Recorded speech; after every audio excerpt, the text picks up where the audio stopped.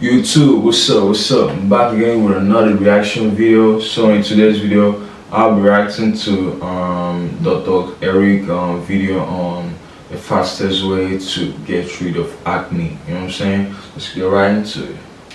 Let's talk about the fastest way to get rid of acne.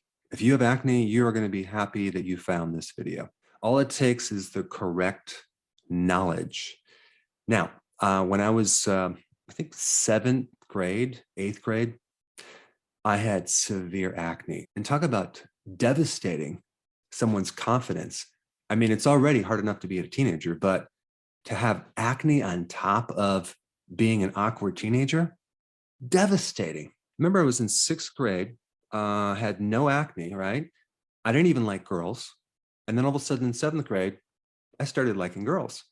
But I had acne, and that persisted in 8th grade, 9th grade, 10th grade, 11th grade.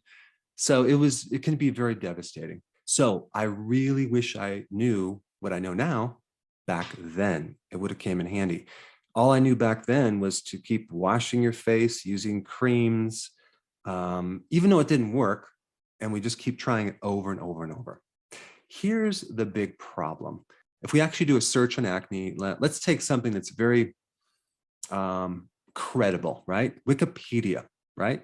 I'm being very sarcastic. Let's see what Wikipedia says about acne here. Acne is a long-term skin condition that occurs when dead skin cells and oil from your skin clog your hair follicles.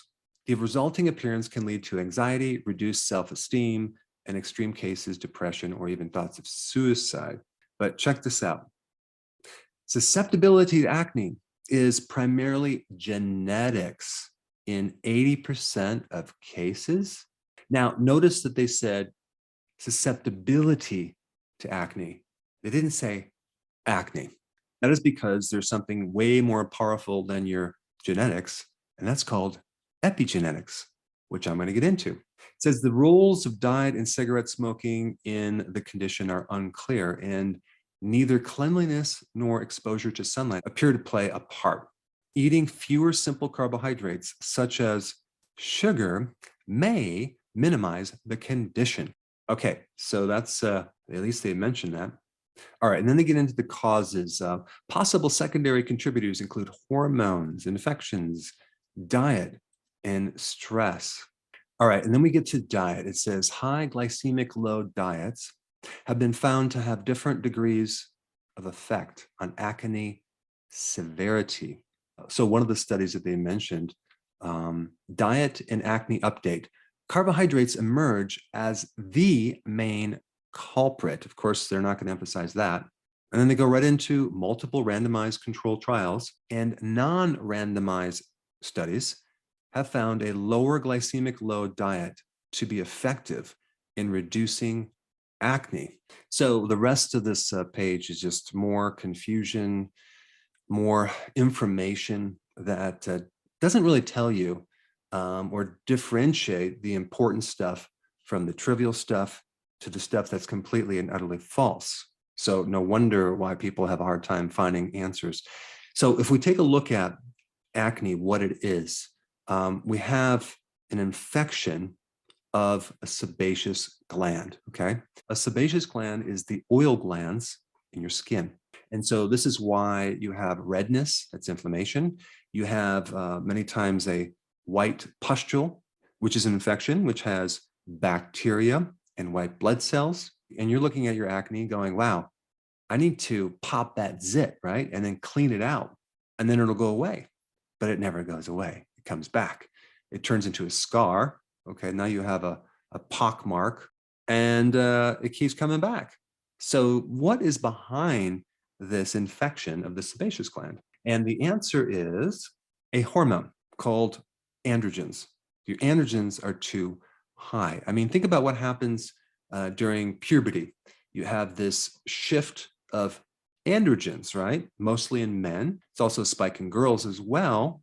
Okay, but they also have a spike in estrogen, which can also trigger acne as well. So is the problem just puberty and everyone has to go through it, or is there something we can do? Well, there's some extra data about androgens that I want to talk about that's going to help you isolate what's really going on. But I'm going to recommend that you stop popping your zits, okay? Because that's going to just create more of an infection. It's going to create more redness, more inflammation, and more scarring, okay? And it's very difficult to get rid of old scars. There's things you can do, but it's not the easiest thing. So basically, he was just trying to say like, when your hydrogens are high, you tend to be have more problem of having acne. You know what I'm saying? So basically, when you have acne, because me, I do have acne from time to time. So when you have acne, all you just have to do is just let it be. You know what I'm saying? Just let it be. Don't try to pop it. You know what I'm saying? Because when you do, you'll be creating more scar on your skin, and you don't want that. So basically, he just showed it in the video as well. So let's keep watching. In the world to do, and the scars just are more permanent. Okay, so we don't want to pop the zits. We want to find the underlying cause. So what are all the things that can cause an increase in androgens? Well, there's a protein in your liver. Okay, there's a certain protein. I don't want to give you the long name, but the acronym is SHBG. Okay, this protein helps you bind both estrogen and testosterone. So if you have enough of this protein, it keeps these two hormones locked up and in the inactive form. Because if you have too much free estrogen and too much free testosterone, it can be very dangerous for various reasons, but you just don't want a lot of active testosterone and a lot of active estrogen floating around through your bloodstream. So the body tends to lock up about 99% of all of it, and only 1 to 2% of it is free. And so they found people that have bad acne have very low levels of this protein. Okay, there's just not enough to bind it. So they're having more free testosterone, and then that excess androgen is going to then cause more enlargement of the sebaceous gland, more oil, more infection, more bacteria, etc. Now, the big question is, what causes low amounts of this protein to exist? Okay, and the answer is, you ready for this? Are you sitting down? High insulin, okay, or insulin resistance. That means high amounts of carbohydrates in your diet, as in teenagers consuming a lot of carbohydrates and sugar. In fact, an average teenager consumes the most carbohydrate of any point in their life right at that point in the teenager years. So they're dumping so much carbohydrate into their system on top of an already existing high level of androgen. So it's just the perfect storm for developing acne. Well, that makes sense. So for me, as I have challenges with acne, so basically he's trying to say, as I have a high androgen or high hydrogen, yeah, so and also consuming more of carbohydrates, like in your teenage age, you know what I'm saying, can lead to like more acne, you know what I'm saying? Because when you consume more carbohydrates, that tends to lead to like more spike. That's basically what he's trying to say, yeah? That basically leads to more spike, and that spike is what like leads to more acne.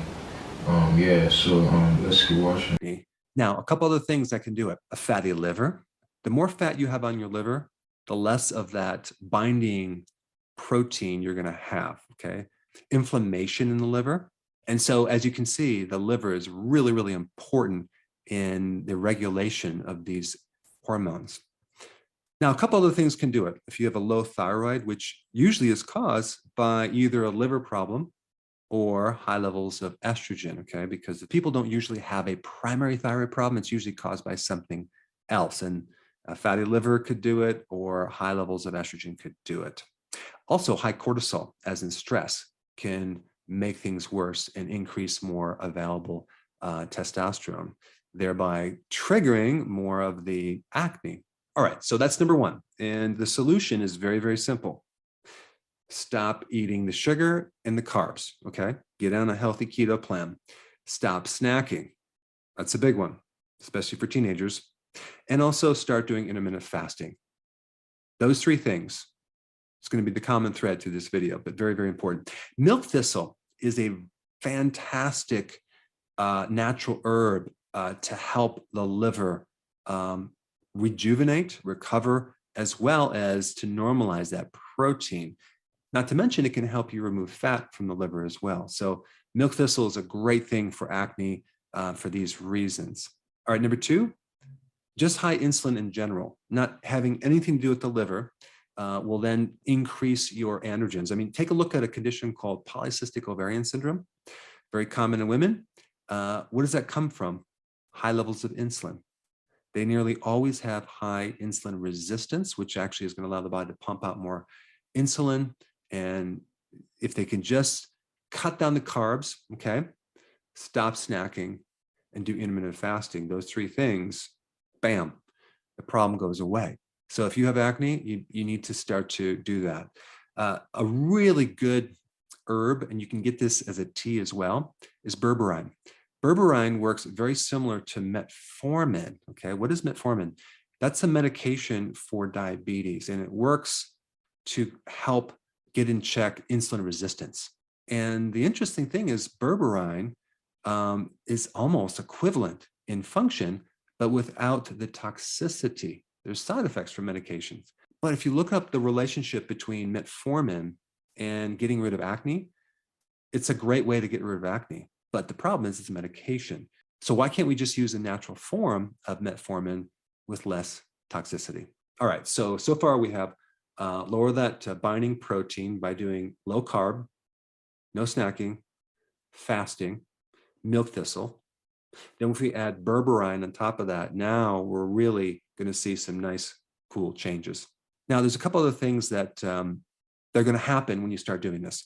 The gland, which is kind of in a large state, is going to start to shrink and reducing the oil that's in the gland too. Green tea actually handles every potential pathogenic cause of acne. I mean, it reduces inflammation.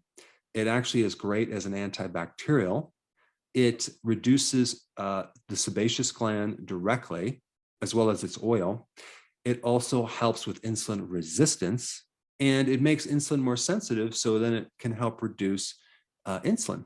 So green tea is a very, very important remedy in acne as well. You can even probably get it as a cream and put it topically as well. And the last little remedy I would recommend is zinc and copper. And sometimes you can just get it in a trace mineral blend. But zinc and copper, a deficiency of zinc, also a deficiency of copper, can be one of the primary root causes of acne. You need both. In fact, you need zinc to help you absorb vitamin A, which is essential for your skin and also to prevent acne. But copper is involved in a very powerful antioxidant, okay? It's called SOD. And copper goes in there and cleans up all the oxidation that's occurring in the skin from all the inflammation and the oxidative stress. So copper is a very powerful antioxidant that can help reduce inflammation, and it works with zinc. All right, and I have a few more points here. Don't pop your zits anymore, okay? Just do this protocol. Don't over clean your skin. Don't scrub your skin. It's not the dirt that's the problem. In fact, when you scrub your skin, you're going to get rid of all the good, friendly bacteria that's there to protect you. And now you have this redness in your face. So don't over clean your skin. Also, when you take a shower, get a filter to filter out fluoride. Fluoride is very, very irritating to the skin. Now, it's not going to cause the type of acne that maybe you have right now, but it can keep your skin kind of red and irritated. So just get some filter to pull out that fluorine. That's just as a side note. It's not the main thing you should do, but it's one of the things that it's very important. The other thing to avoid is milk. Milk has a lot of hormones, including both androgens as well as estrogens. It's a growth hormone. So I would highly recommend you avoid dairy for a while. That right there might help you greatly. And then if you have these scars on your skin, get a real high quality vitamin E oil and rub it into the skin before you go to bed every night. And there's another great product for scarring that was very successful when I was in practice. It's called dermatrophin PMG. Dermatrophin PMG. It's a standard process product, and you just take one before bed for maybe 6 months if it's really bad, or 3 months if it's a moderate problem. All right, so now you need the details of how to do the low carb and the no snacking, okay? For that, I put a very simple playlist right here.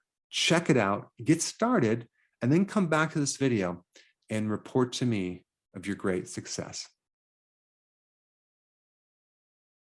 So yeah, quite an interesting video.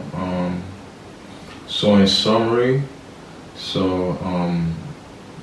you have challenges with acne, basically that means you have a high hydrogen for men, and for women a high estrogen.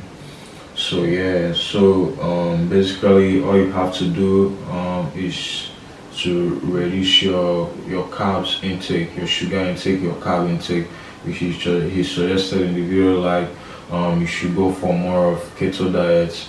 You know what I'm saying? Keto diets basically are very low in carbohydrates and also have healthy fats, you know what I'm saying, and high protein in it. So that's the best diet you can go for if you're trying to reduce acne, or you're having challenges, you know what I'm saying, with acne. That's the best diet you need in order to reduce the high spike of insulin, you know what I'm saying. So yeah, and he also suggested you avoid milk totally from your you know what I'm saying, from your diet as well. So basically when you just go on a keto diet, that will help you out so much. So if you enjoyed this video, don't forget to like, comment, you know what I'm saying, and subscribe.